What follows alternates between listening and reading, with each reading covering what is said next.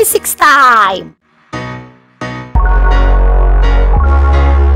Assalamualaikum semuanya, jumpa lagi sama Aufa. Hari ini kita akan ngomongin penurunan rumus tentang gelombang stasioner yang ujung bebas. Oke, nah kita akan lihat dulu ya, gelombang ujung bebas tuh yang kayak gimana sih.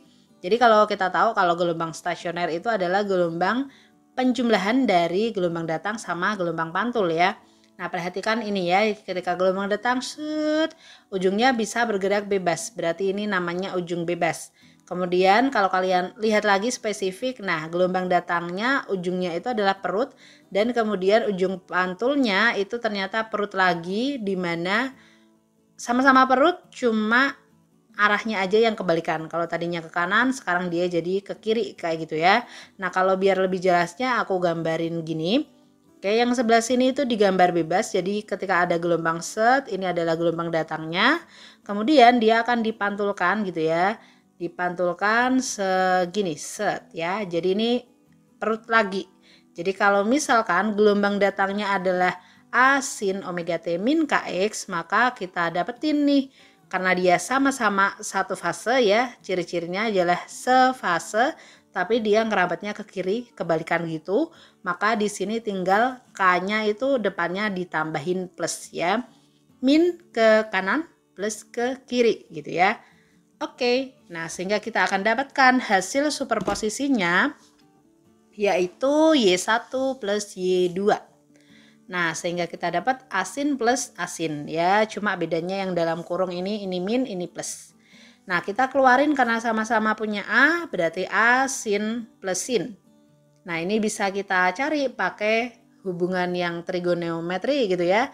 Sin plus sin itu sama dengan 2 sin jumlah cos kurang ya, oke. Cos selisih dikali setengah. 2 sin setengah jumlah cos setengah selisih. Oke, kita masukin aja sehingga kita dapetin A 2 sin jumlah yang dalam kurung sama cos setengah selisih yang dalam kurung ya. Ingat ini min omega T plus min jadi min gitu kan. Sehingga kita dapat ini min Kx plus Kx 0 kan ya. Berarti jadinya 2 omega T, yang sebelah sini omega T min omega T 0 juga, jadinya min 2 Kx. Sehingga kita bisa tulisin kayak gini, setengah kali 2 hilang ya, jadinya 2 sin omega T cos min Kx. Nah kalau kalian ingat cos min Kx itu sama dengan cos Kx, karena kan dia di kuadran 4 ya, kuadran 4 cos itu positif, sehingga kita dapetin 2 sin omega T cos Kx. Atau kalau mau dipercantik tulisannya jadi kayak gini, 2A cos Kx sin omega T. Kalau kalian masih ingat, 2A cos Kx itu adalah amplitudo yang baru ya. Jadi ciri-ciri untuk yang bebas itu sinnya yang mengikat omega T. Oke, ini adalah pembuktian untuk yang penurunan rumus Y superposisinya ya, simpangan superposisi. Sekarang bagaimana perut dan simpulnya? Kalau aku gambarin kayak gini ya, ini sebenarnya yang patah-patah ini harusnya di atas. Cuma biar kelihatan mana sih yang perut, mana sih yang simpul kayak gitu ya, biar kelihatan aku giniin. It's okay ya. Nah, terus di sini perut itu ya yang gendut gitu ya, yang tengah, sedangkan simpul itu yang nanti membentuk ini satu-satu ini simpul. Kita akan bahas satu persatu dulu di perut dulu ya. Perut kita ngitungnya itu selalu dari ujung pantul, jadi bukan dari asal. Kalau ini adalah asal, maka pantulnya di sini ya. Jadi kita akan ngitung dari pantul. Jadi pertama itu ketemunya adalah perut ya. Jadi di sini itu namanya perut 1. Di mana letaknya adalah di 0 ya. Perut kedua ada di mana? Ya di sini ya gitu ya. Ini perut kedua. Berapa lambda dia? Nah, kita lihat setengah ya, karena baru setengah bukit dan setengah lembah. Jadi ini adalah nilainya setengah lambda. Kemudian perut ketiga di mana? Di sebelah sini kan. Ini kita lihat setengah tambah setengah, jadinya 1 lambda gitu ya. Nah yang perut selanjutnya ada di sebelah sini.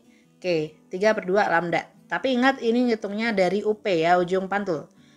Ini adalah rumus yang lanjutan apa ya namanya ya, rumus what is that? Rumus umum gitu ya. Oke, n/2 atau aku nulisnya 2n/4 lambda. Kenapa ini nggak di n/2 aja? Karena nanti hubungannya sama simpul, biar gak ngapalinnya lebih gampang gitulah ya. Nah itu dia. Yeay. Kita lanjut ya ke simpul ya, maaf. Oke. Ini yang simpulnya. Udahlah, pokoknya kalau ketemu di satu titik itu namanya simpul. Nah, simpul pertama ada di mana? Simpul pertama jelas di sini ya. Selalu dari UP. Nah, ini berapa? Dia baru 1/4 lambda ya, karena kan baru setengah lembah atau setengah bukit gitu ya. Kemudian yang kedua ada di sebelah sini, berarti setengah tambah 1/4, 3/4. Kemudian yang ketiga ada di sini, berarti 5/4. Yang sebelah sini itu adalah 7/4. Jadi nambah setengah terus. Oke. Sehingga kita bisa dapat ini, pokoknya perempat atasnya itu bilangan ganjil ya, atau kita bisa tulisin 2n plus 1 1/4 lambda. Nah, ini penurunan rumus dari kenapa sih rumus S itu yang segini, P itu yang segini. Nah, kalau kalian malas ngapalin rumus, sebenarnya bisa dengan menggambar saja, kemudian kalian ukur tuh kira-kira 1 lambda itu berapa. Nah, tinggal kalian hitung nih, set berapa gitu ya. Nanti untuk lebih jelasnya ada latihan soal yang nggak perlu ngapalin rumus gitu ya. Pokoknya stay tune aja di channel Alfa ya. Oke, ini untuk yang ujung bebas, ujung terikatnya habis video ini. So, see you next time. Assalamualaikum warahmatullahi wabarakatuh.